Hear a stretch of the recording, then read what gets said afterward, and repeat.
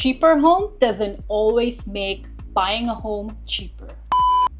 That sounds backwards, but it's one of the biggest misconceptions I keep seeing. When people say that they're waiting for the home prices to drop, they're usually only looking at one piece of the equation. Affordability is influenced by several things happening all at the same time and not just a sticker price. 5 reasons why waiting doesn't always work the way people expect, and the questions I think would be more helpful to ask yourselves before deciding whether waiting makes more sense. Affordability depends on several moving parts. For waiting to actually improve your situation, you're hoping for one or several of these things to happen.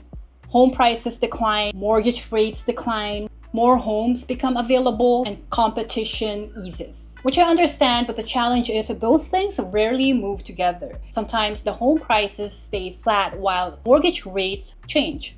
Sometimes the rates improve, but more buyers jump back into the market. Sometimes inventory increases in one city, but not another. So know that waiting isn't really a prediction about one thing. It's a prediction about several things happening in your favor at the same time. Imagine a home costs about $700,000 today. Now imagine the prices fall by 10%. That home is now about $630,000. Sounds like a better deal, right? What if mortgage rates also increase while you're waiting? Even though the purchase price is lower, your monthly payment could end up very similar. In some cases, even higher. And yes, the opposite can definitely happen as well. There have been periods where home prices didn't change much, but the lower mortgage rates made monthly payments more affordable. That's why purchase price only tells part of the story. Affordability isn't the same as price. It's whether the overall monthly payments comfortably fits your budget. This one is often so overlooked. When mortgage rates decline, monthly payments become more affordable for many buyers. That often brings more people back into the market, which can mean more competition, more multiple offer situation, and in some markets, upward pressure on prices. So lower mortgage rates can absolutely improve affordability, but they can also make it harder to actually win the home that you want. Housing doesn't usually move in one direction. One change often affects something else. We often talk about the housing market like it's one big market, but it really isn't.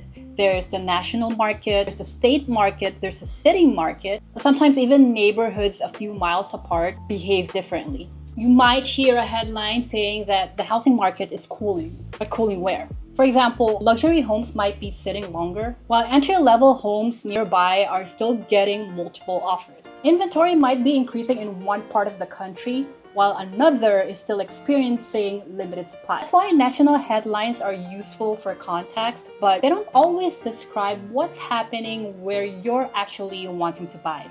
But none of this means that waiting is a bad decision. For some people, waiting absolutely makes sense. Maybe you're paying off debt, building savings, changing jobs, or waiting until buying fits your life better. Those are all valid reasons. What I want you guys to know, waiting isn't free either. You'll still need somewhere to live, rent may increase, mortgage rates may change, home prices may change, your income might change too. And the point isn't that buying is always better or waiting is better. What I want you guys to be aware of is that both decisions come with trade-offs. So will home prices go down? They might, but I think a more useful question is what would actually need to happen for waiting to improve my situation? Because as we talked about, affordability isn't determined by one number. It depends on how all of those pieces come together for you.